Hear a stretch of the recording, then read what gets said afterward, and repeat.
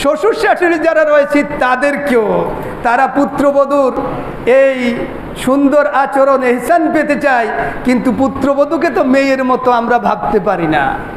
পুত্রবধূকে যদি মেয়ের মতো স্নেহ মায়া মমতা দিতাম তাহলে সেও আমাদেরকে বাবা মার মতো শ্রদ্ধা সম্মান দিত। রাসূল দুইটা অংশকেই পাকাপোক্ত করেছেন। আসুন এই প্রবীণ দিবসে আমরা যারা নবীন রয়েছে আমরা আমাদের দায়িত্ব পালনের সজাগ সচেতন হই। আমরা প্রবীণদের প্রতি ইসলামের এই কঠোর নির্দেশ পালন করে রাসূলের উম্মতের অন্তর্ভুক্ত থাকি। আমরা যদি তা করতে ব্যর্থ হই, রাসূল হুঁশিয়ারি উচ্চারণ করেছেন, তাহলে আর আমার উম্মত থাকবে না। Akash TV online, the centre of healthy culture, সুস্থ সংস্কৃতির প্রাণকেন্দ্র। Akash TV online, the centre of healthy culture, সুস্থ সংস্কৃতির প্রাণকেন্দ্র। আলহামদুলিল্লাহ আলহামদুলিল্লাহি নাহমাদুহু ওয়া নাস্তাঈনুহু ওয়া নাস্তাহদিহি ওয়া নু'মিনু বিহি ওয়া নাতাওয়াক্কালু আলাইহি ওয়া না'উযু বিল্লাহি মিন শুরুরি আনফুসিনা ওয়া মিন সাইয়্যাতি আ'মালিনা মান ইয়াহদিহিল্লাহু ফালা মুদিল্লা লাহু ومن يضلل فلن تجد له وليا مرشدا وأشهد أن لا إله إلا الله وأشهد أن سيدنا ونبينا ومولانا محمد الذي أرسله بالحق بشيرا ونذيرا وداعيا إلى الله بإذنه وسراجا منيرا فقد قال الله جل وعلا في كلامه المجيد وفرقانه الحميد أعوذ بالله من الشيطان الرجيم بسم الله الرحمن الرحيم هل جزاء الإحسان إلا الإحسان وفي آية أخرى أن الله سبحانه وتعالى يقول إن الله لا يضيع أجر المحسنين اللهم صل على محمد وعلى آل محمد كما صليت على إبراهيم وعلى آل إبراهيم إنك حميد مجيد اللهم بارك على محمد وعلى آل محمد كما باركت على إبراهيم وعلى آل إبراهيم إنك حميد مجيد সম্মানিত হাজিরিন, যে মহান রব্বুল আলামিন মেহেরবানি করে সুস্থতার সাথে তার হুকুম পালনের জন্য মসজিদ পর্যন্ত আসার সুযোগ করে দিয়েছেন, আমরা সেই মহান মনিবের দরবারে অন্তর খুলে কালিমাতুশ শুকর আদায় করছি। আলহামদুলিল্লাহ। শুরুতে কুরআনুল কারীম থেকে কিছু অংশ উপস্থাপন করেছি। রব্বুল আলামিনের কাছে এই তৌফিক কামনা করছি, রব্বুল আলামিন যেন এর আলোকে আমি সহ আমাদের প্রত্যেককে কিছু কথা বলার, শোনার এবং বাস্তব জীবনে যেন কাজে লাগাতে পারি সেই তৌফিক দান করুন, আমিন। রব্বি ইশরাহ লি সাদরি ওয়া ইয়াসসির লি আমরি ওয়াহলুল উকদাতাম মিন লিসানি ইয়াফকাহু কওলি। আল্লাহ সুবহানাহু ওয়া তাআলা কুরআনুল কারীমে বলছেন, আউযু বিল্লাহি মিনাশ শাইতানির রাজীম, বিসমিল্লাহির রহমানির রহিম, হাল জাযাউল ইহসান ইল্লাল ইহসান। সূরা আর রহমানে রব্বুল আলামিন বলছেন, পরোপকার এর প্রতিদান পরোপকারই হয়, ইহসানের প্রতিদান ইহসানই হয়ে থাকে। অনেক ক্ষেত্রে দেখা যায় আমরা ইহসান পেতে চাই কিন্তু ইহসান করতে চাই না। জগতের মোহ, বস্তুবাদী সভ্যতা, পাশ্চাত্য সভ্যতা, এই সব মিলে আমরা যখন ইসলাম থেকে দূরে সরতে থেকেছি তখন ইসলামের কিছু বিধানকে দিবস কেন্দ্রিক করে পালন করে উজ্জীবিত করার জন্য চেষ্টা করা হচ্ছে, কিন্তু ইসলামের মানবীয় বিধানগুলো, মানব কল্যাণী বিধানগুলো চিরন্তন এবং নিত্যদিনের। এটা কোনো দিবস কেন্দ্রিক বিষয় নয়, এটা নিত্যদিন, প্রতিদিন, প্রতি সময়, প্রতি বছর সকল সময়ের জন্য ইসলামের মানব কল্যাণী বিধান আছে, থাকছে এবং থাকবে ইনশাআল্লাহ। আমরা দেখি সারা বছরে কোনো না কোনো দিবস পালন করা হয়, উপর থেকে এটাকে মানব কল্যাণের জন্য দেখানো হয়, বাস্তবিক পক্ষে এর কার্যক্রমগুলো মানব কল্যাণে আসে না। আজকে অক্টোবরের 1 তারিখ, আন্তর্জাতিকভাবে আজকে বিশ্ব প্রবীণ দিবস। প্রবীণরা তো আর একদিনের জন্য না। প্রবীণ যিনি সমাজে, উনি প্রতিদিনেই আমাদের সামনে, আমাদের ঘরে, আমাদের আশেপাশে কোথাও না কোথাও তার অবস্থান রয়েছে। তাহলে এই প্রবীণ যিনি, বৃদ্ধ যিনি, বয়স্ক যিনি, বয়োজ্যেষ্ঠ যিনি, আমাদের মুরব্বী যিনি, তিনি তো একদিনেই আমাদের কাছে সহানুভূতি পাওয়া, শ্রদ্ধা পাওয়া, ভক্তি পাওয়া এটা যথেষ্ট নয়। ইসলামের চিরন্তন বিধানে ইসলাম চিরন্তন হুকুম দিয়ে রেখেছেন যে যারা বড় প্রবীণ তাদের সম্মান প্রতিদিন, প্রতিক্ষণে, ব্যক্তি পর্যায়ে, পারিবারিক পর্যায়ে, সামাজিক পর্যায়ে, রাষ্ট্রীয় পর্যায়ে, সকল পর্যায়ে তার সম্মান মর্যাদা আছে, মুসলিম হিসেবে দিতেই হবে। আমরা হাদিসে নববীতে দেখি মুহাম্মদ রাসূলুল্লাহ সাল্লাল্লাহু আলাইহি ওয়াসাল্লাম বলছেন, লাইসা মিন্না, আমার দলের লোক না। কারা? মাল্লাম ইয়ারহাম সগীরানা, যারা ছোটদেরকে স্নেহ করে না। ওয়ালাম ইয়ারিফ শারফা কাবীরিনা, আর যারা বড়দেরকে শ্রদ্ধা এবং সম্মান করে না। রাসূলুল্লাহ সাল্লাল্লাহু আলাইহি ওয়াসাল্লাম একেবারে আমভাবে ঘোষণা দিলেন, যারা ছোটদেরকে স্নেহ করে না আর বড়দেরকে শ্রদ্ধা সম্মান করে না, তারা আমার উম্মতের অন্তর্ভুক্ত নয়। এটা কোনো দিবসে নয়, এটা কোনো ক্ষেত্রে নয়। ব্যক্তি পর্যায়ে ছোট বড়কে শ্রদ্ধা করবে, সম্মান করবে, বড় ছোটকে স্নেহ, মায়া, মমতা দেবে। পারিবারিক পর্যায়ে একই অবস্থা, সামাজিক পর্যায়ে একই অবস্থা, রাষ্ট্রীয় পর্যায়ে একই অবস্থা। যারা প্রবীণ হবে তারা শ্রদ্ধা এবং সম্মান পাবে। এটা ইসলামের চিরন্তন বিধান, এটা দিনের বিষয় নয়। এখন এই প্রবীণ কারা?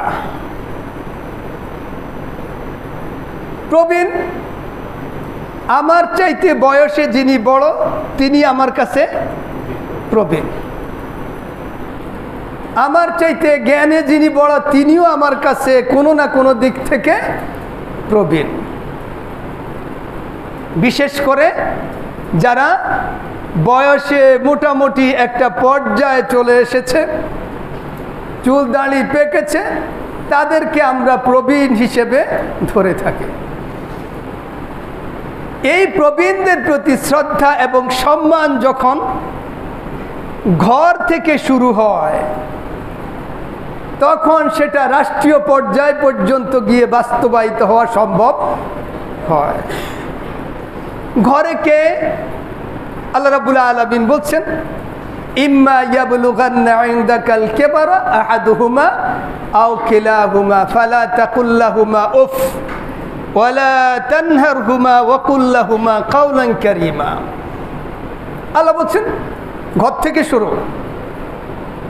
রাষ্ট্রে গিয়ে ইসলাম কায়েম করে ফেলব, নিজের 3.5 হাতের মধ্যে যদি ইসলাম কায়েম না থাকে, আমার যত বলি সব মিথ্যা, সব ধোঁকাবাজি আর ভাওতাবাজি ছাড়া কিচ্ছু নয়। আল্লাহ বলছে প্রথম ঘরে, ইম্মা ইয়াবলুগান্না ইনদাকাল কিবার, তোমার পিতামাতা 2 জন কিংবা 1 জন যদি প্রবীণ হয়ে যায়, বয়স্ক হয়ে যায়, ফালা তাকুল্লাহুমা উফ, তাদের ব্যাপারে উফ শব্দ উচ্চারণ করো না। ওয়ালা তানহারহুমা, তাদেরকে ধমক দিও না। অকুল্লাহুমা কাওলান কারীমা, তাদের সাথে কথা বলো সম্মানজনকভাবে। সুবহানাল্লাহ বিহামদে। অকুল্লাহুমা, তাদের দুইজনের সাথে কথা বলো কাওলান, এমন কথা যেটা কারীম, সম্মানজনক কথা। তাদের সম্মানে আঘাত লাগে, মনে ব্যথা লাগে, এমন কোনো কথা তাদের সাথে বলো না। প্রত্যেক ঘরে ঘরে যদি প্রবীণ তথা পিতামাতার সাথে এই আচরণের প্র্যাকটিস গড়ে ওঠে, তাহলে এই প্র্যাকটিস আস্তে আস্তে সমাজে ছড়িয়ে পড়ে। কারণ সম্মান যে একবার করতে শিখে, সে নিজের বাবাকে যেভাবে শ্রদ্ধার চোখে দেখে, বাবার সমবয়সীকেও সেভাবে শ্রদ্ধার চোখে দেখে। ব্যক্তি তখন নিজেকে দাঁড় করায়, যখন গাড়িতে উঠে তখন চিন্তা করে, বাবাকে নিয়ে যখন গাড়িতে উঠে তখন চিন্তা করে, এই যুবকটি গাড়ির সিটে বসে আছে আর আমার বৃদ্ধ বাবা দাঁড়িয়ে আছে, সিটটা যদি ছেড়ে দিত। আমাদের প্রত্যেকেরই কিন্তু এই কল্পনাটা হয় যখন, কারণ আমি আমার বাবাকে শ্রদ্ধা করি, আমি আমার বাবাকে ভালোবাসি, আমার বয়স্ক পিতা কষ্ট না পাক সেই চেষ্টা, সেই প্র্যাকটিস আমার পরিবারে আছে। এই বাবাকে নিয়ে গাড়িতে ওঠার পর আমার মানসিকতা এমন সৃষ্টি হয়, সিটটা যদি অন্য কেউ ছেড়ে দিত। কিন্তু আমি যখন বসে থাকি তখন যদি আমি চিন্তা করি যে আমি চাই আমার বাবা সিটে বসুক আর যুবক দাঁড়িয়ে তাকে শ্রদ্ধা করুক, তাহলে আমি বসে আছি আর একজন প্রবীণ লোক দাঁড়িয়ে আছে, এখন আমাকে তো বসে থাকার সুযোগ নাই, কারণ আমি তো সব সময় প্রবীণদের শ্রদ্ধার পক্ষপাতী। তাহলে আমার বাবা প্রবীণ হিসাবে তিনি বসার পক্ষপাতী, এই বয়স্ক চাচা তিনি প্রবীণ, তিনিও তো বসবেন, এটাও আমার কামনা করা উচিত। ইসলাম এই শিক্ষা দিচ্ছে, ওয়ালাম ইয়ারিফ শারফা কাবীরিনা, সে যদি এইটুকু শ্রদ্ধাবোধ তার মধ্যে জাগ্রত না হয়, রাসূল বলছে, তাহলে বোঝা যাবে সে উম্মতে মুহাম্মাদি নয়। উম্মতে মুহাম্মাদি যদি না হয়, অবস্থান তার কোথায় সেটা তো বোঝাই যায়। রাসূল সাল্লাল্লাহু আলাইহি ওয়াসাল্লামের উম্মত যদি না হয়, কার উম্মত তাহলে? আল্লাহ রাসূল পৃথিবীতে আসার পরে তো আর কোনো নবী নাই, আলাদা কারো উম্মত দাবি করারও কোনো সুযোগ নাই। এটা আল্লাহ রাসূলের পক্ষ থেকে একটা ধমক। তাহলে বোঝা যায় প্রথম শুরু হবে এই শ্রদ্ধাবোধের জায়গাটুকু নিজের পিতামাতাকে দিয়ে। নিজের পিতামাতাকে শ্রদ্ধার জায়গায়, সম্মানের জায়গায় রাখতে হবে। উফ শব্দ উচ্চারণ করা যাবে না, তাদের সাথে কথা বলতে হবে কাওলান কারীমা, সম্মানজনক কথা। আল্লাহ আমাদেরকে তৌফিক দান করুক। যখন প্রতি ঘরে ঘরে পিতামাতার ইসলাম নির্দেশিত এই হক আদায় হয়ে যাবে, পিতামাতাকে শ্রদ্ধা এবং সম্মান করা হবে, অসম্মানের চোখে দেখা হবে না, তখন প্রত্যেক প্রবীণই ঘরের মধ্যে সুখী। কারণ তার সন্তানেরা ইসলামের হুকুম মেনে তার সাথে একেবারে মানবীয় সুলভ আচরণ করছে, আল্লাহর নির্দেশ পালন করে আচরণ করছে। প্রত্যেক প্রবীণ সুখী হতে বাধ্য তার পরিবারে। পরিবারে যখন একজন প্রবীণ সুখী হয়, তখন এই প্রভাবটা সমাজের মধ্যেও ছড়িয়ে পড়ে। একটু আগে আমরা বলেছিলাম যে শ্রদ্ধার চোখে বাবাকে দেখে, সে চাচাকেও শ্রদ্ধার চোখেই দেখে, চাচাকে সম্মানের চোখে দেখে। চাচা কষ্ট পাক সেটা সে চায় না, কারণ তার অনুভূতিটা গ্রো হয়েছে, অনুভূতিটা এভাবেই সৃষ্টি হয়েছে যে বড়কে শ্রদ্ধা করতে হবে, বড়কে সম্মান করতে হবে। বড়র অসম্মান হয়, কষ্ট হয়, এমন কাজ আমি করি না, করব না। এটা ইসলামের শিরোধার্য বিধান। যদি আমি এর বাইরে যাই, রাসূলের হুঁশিয়ারি আছে যে আমি রাসূলের উম্মত থেকে খারিজ হয়ে যাব। আল্লাহ হেফাজত করুক আমাদেরকে। এই অবস্থাটা এরপরে রাষ্ট্রীয় পর্যায় পর্যন্ত পৌঁছে যায়। কিন্তু আমরা যারা সভ্যতার দাবি করি, আমাদের মধ্যে সভ্যতার দাবি সর্বস্ব, আমরা প্রবীণদেরকে শ্রদ্ধা করতে শিখি না। আমাদের অনেকেরই পারিবারিক শিক্ষা এমন, আমরা পিতামাতাকে বৃদ্ধাশ্রমে রেখে এসেছি, পিতামাতার শ্রদ্ধা দিতে জানি না, শ্রদ্ধা করতে জানি না, দিবস পালন করে। আর অবশেষে একজন প্রবীণ ব্যক্তিকে যে পালানোর সুযোগ নাই, তাকেও হ্যান্ডকাপ পড়াইতে আমরা পারি। কষ্ট এটা প্রত্যেক প্রবীণেরই লাগার কথা। যারা করি আমরা এই কাজ, তাদেরও প্রবীণ পিতামাতা রয়েছে, আত্মীয় স্বজন রয়েছে। তাদেরকে এভাবে শিক্ষা দেওয়া দরকার ছিল, নেক সন্তান বানানো দরকার ছিল যে অমুককে এইভাবে 3 বার 2 বার জিজ্ঞেস করার কারণে তুমি ডেকে জিজ্ঞেস করতে পারো অমুককে কেন জিজ্ঞেস করলা 2 বার, কিন্তু একজন প্রবীণকে যখন জিজ্ঞেস করলো তখন কেন আমার এই অনুভূতি জাগ্রত হলো না? তখনও তো আমার এই অনুভূতি জাগ্রত হওয়ার কথা ছিল, একজন প্রবীণকে কেন করা হলো? শুধু কি প্রবীণ দিবস পালনের বিষয়? প্রবীণের শ্রদ্ধা এবং সম্মান, তিনি বয়সে প্রবীণ কিংবা জ্ঞানের দিক থেকে প্রবীণ, তার শ্রদ্ধা এবং সম্মান দিতে যে জাতি জানে না, জ্ঞানীদের সম্মান দিতে, আলেমদের সম্মান দিতে যে জাতি জানে না, সেই জাতির ধ্বংস যে অনিবার্য, এটা সুনিশ্চিত।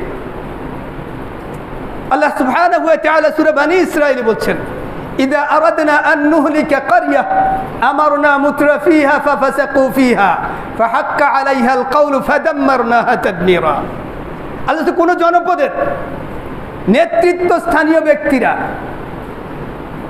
দায়িত্বপ্রাপ্ত ব্যক্তিরা যখন অন্যায় অবিচার করতে থাকে, প্রবীণদেরকে শ্রদ্ধা করতে শেখে না, প্রবীণদের কষ্টে তাদের ব্যথা লাগে না, তারা রঙিন চশমা পরে এমন কিছু অসভ্য বর্বরের পক্ষে কথা বলে।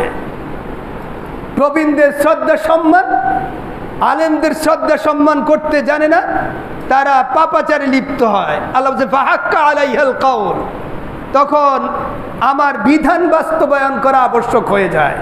ফাদাম্মারনাহা তাদমীরা, তখন সেই জাতিকে আমি ধ্বংস করে ছাড়ি। নাউযুবিল্লাহি মিন যালিক। আল্লাহ আমাদেরকে হেফাজত করুন। আমরা যাতে করে আমাদের ব্যক্তি পর্যায়ে, আমাদের পারিবারিক পর্যায়ে, আমাদের সামাজিক পর্যায়ে, রাষ্ট্রীয় পর্যায়ে নিত্যদিনে যারা প্রবীণ রয়েছে তাদেরকে শ্রদ্ধা এবং সম্মান করতে শিখি, সম্মান করি। এরপরে প্রবীণদের, পুরুষদের অংশ যাওয়ার পর দ্বিতীয় একটি অংশ আমাদের থেকে যায় আমাদের মা বোনদের। একটা সময় যখন আসে আমাদের মা বোনদের একটা পর্যায়ে যে শ্বশুর শাশুড়ি তারা প্রবীণ, পুরুষদেরও শ্বশুর শাশুড়ি প্রবীণ। এই প্রবীণ শ্বশুর শাশুড়ি তাদের প্রতি শ্রদ্ধাবোধ দেখানো, এই দায় দায়িত্ব কি নবীন যারা রয়েছে, পুত্রবধূ কিংবা মেয়ের জামাই, তাদের জন্য কি দায় দায়িত্ব রয়েছে? শরীয়তের কমন নির্দেশ, যারা প্রবীণ তাদের প্রতি দায় দায়িত্ব প্রত্যেকেরই রয়েছে। কারণ যিনি পুত্রবধূ তিনি আবার সময়ের ব্যবধানে শাশুড়ি হতে চলেছেন। তার কাছে যখন এই সংবাদ আসে তার ভাইয়ের স্ত্রী তার মাকে অশ্রদ্ধা করে, তখন তার মনে কষ্ট লাগে। ভাইয়ের স্ত্রী তার মাকে সেভাবে শ্রদ্ধা সম্মান করে না, তখন তার মনে কষ্ট লাগে। কিন্তু তিনি যখন তার স্বামীর মা বাবা নিজের শ্বশুর শাশুড়িকে শ্রদ্ধা করেন না, মাঝে মধ্যে ফতুয়া খোঁজেন পুত্রবধূদের উপর কি শ্বশুর শাশুড়ির খেদমত করা ইসলামী শরীয়তে আবশ্যক করেছে কিনা, আবশ্যক করেছে কিনা সেটার জবাবের আগের জবাব হচ্ছে ইসলামী শরীয়তের প্রত্যেকটা বিধানকে এক জায়গায় এনে বাস্তবায়ন করা সম্ভব। পুত্রবধূ তিনি যখন শ্বশুর শাশুড়ি হবেন, তখন যদি তার জন্য এই ফতুয়া আসে, তখন কেমন মনে হবে? তিনি তো এখন পুত্রবধূ, এখন ওনার ফতুয়া জানতে ইচ্ছে করে। যখন তিনি শাশুড়ি হবেন, তখন কি তিনি এই ফতুয়া জিজ্ঞেস করবেন? তখন তো তিনি সেই ফতুয়া জিজ্ঞেস করবেন না। তখন তিনি চাইবেন আমার পুত্রবধূ একটু আমার খেদমত করুক, আমাকে শ্রদ্ধা করুক। আমি এখন হাঁটতে পারি না, আমি উঠতে পারি না, উঠতে বসতে পারি না, এই অবস্থায় তো আমাকে একটু যদি দেখাশোনা করে তাতে ভালোই হয়। তখন যদি সেটা কামনা থাকে, আল্লাহ বলছে হাল জাযাউল ইহসান ইল্লাল ইহসান, প্রতিদান তুমি যদি ইহসান করো, আল্লাহ তোমার উপর ইহসানের ব্যবস্থা করে দেবে। সুবহানাল্লাহ। তাহলে ইহসান আগে করে আসতে হবে, তারপরে ইহসান পাওয়া যাবে। কিন্তু নিজে ইহসান করতে চায় না, ইহসান পেতে চায়। আল্লাহ আমাদেরকে এই মানসিকতা থেকে হেফাজত করুক। রাসূল সাল্লাল্লাহু আলাইহি ওয়াসাল্লাম বলছেন আর রাহিমুন ইয়ারহামুহুমুর রহমান, যারা জীবের প্রতি দয়া করে আল্লাহ তাদের উপর দয়া করে। তাহলে যিনি আগে দয়া করে গেলেন, তিনি পরে দয়া পাবেন। তিনি দয়া করলেন না, দয়া পাওয়ার আশা করাটাও তো উচিত না। দয়া আগে করে যেতে হবে। এরপর আল্লাহ রাসূল বলছেন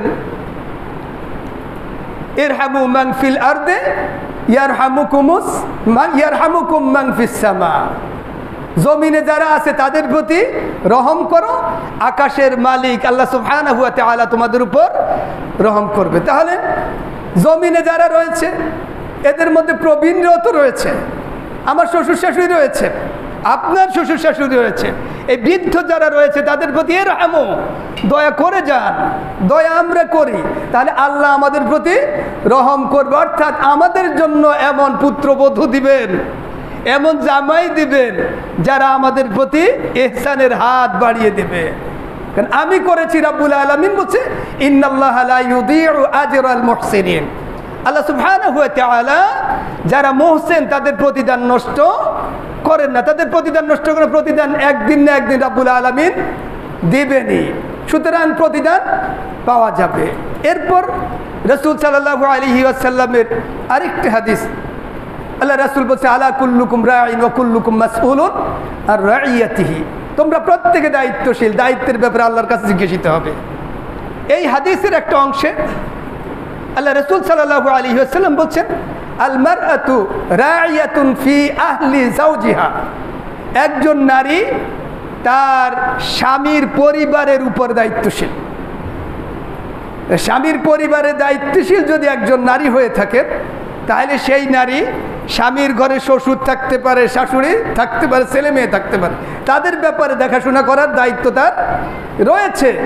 আর অকুল্লুকুম মাসউলুন আর রাইয়াতিহি, প্রত্যেকে সেই দায়িত্বের ব্যাপারে আল্লাহর কাছে জিজ্ঞাসিত হবে। সুতরাং আজকে যদি আমরা নবীন যারা রয়েছি তারা প্রবীণদের প্রতি শ্রদ্ধার দৃষ্টি দেয়, ভালোবাসার দৃষ্টি দেয়, তাদের প্রতি সদাচরণ করে, তাদের প্রতি নিত্যদিন আমাদের রহম দয়ার হাত বাড়িয়ে দেয়, আমরা যখন প্রবীণ হব তখন আবার তৎকালীন নবীনরাও আমাদের প্রতি শ্রদ্ধার হাত বাড়িয়ে দিবে। এটা দিবস কেন্দ্রিক নয়, এটা জীবনময়, প্রতি সময়, প্রতিক্ষণ, প্রতিদিন, সব সময়ের জন্য। সর্বশেষ যে কথাটি বলতে চাচ্ছি, আমরা যারা এই রহম পেতে চাই তাদের জন্য আল্লাহ রাসূলের আরেকটি কথা রয়েছে, সেটি হলো রাসূলুল্লাহ সাল্লাল্লাহু আলাইহি ওয়াসাল্লাম ওই হাদিসে দুইটা অংশ বলেছেন। মাল্লাম ইয়ারহাম সগীরানা, যারা ছোটদেরকে স্নেহ করে না। তো প্রবীণ আমি যিনি শ্রদ্ধা পেতে চায় তিনি কিন্তু স্নেহ দিতে হবে। আমাদের অনেক ক্ষেত্রে ছোটদেরকে স্নেহ করার মানসিকতা থাকে না, দেখলেই ধমক। বুড়ো কিছু দাদা ভাই চাচা রয়েছেন, তাদের অভ্যাসই হলো বাচ্চারা একটু দুষ্টামি করছে দেখলেই ধমকের উপর রাখে। মসজিদে আসছে পিছনের কাতারে তাড়াও, একটু সাইকেল চালাচ্ছে এই দিক দিয়ে কেন তোরা সাইকেল নিয়ে আসছিস সর, মানে দৌড়ানোর মাথায় রাখি। আমি যদি তাকে স্নেহ মায়া মমতা দিয়ে কাছে ডাকতাম তার শ্রদ্ধাবোধ আরও বেড়ে যেত। এখন সে দূরে যায় বলে বুড়ো শুধু ক্যাট ক্যাট করে, কাজ পায় না বুড়ো, শুধু ক্যাট ক্যাট করে, দেখলে এইরকম করে, তার শ্রদ্ধা আমি কমাই দিচ্ছি। সুতরাং শ্রদ্ধা যদি আমরা পেতে চাই তাহলে স্নেহের হাত বাড়িয়ে দিতে হবে।